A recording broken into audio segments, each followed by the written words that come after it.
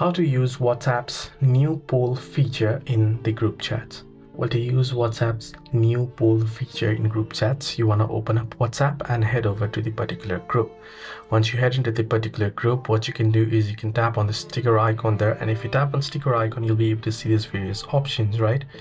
Now instead here, you can tap on the plus icon, and once you tap on plus icon there, you can tap on poll option, and now you can create a poll. So you want to add the option or what is the question first. So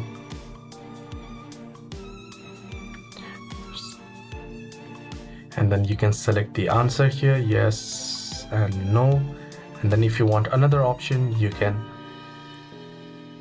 add it there, like for example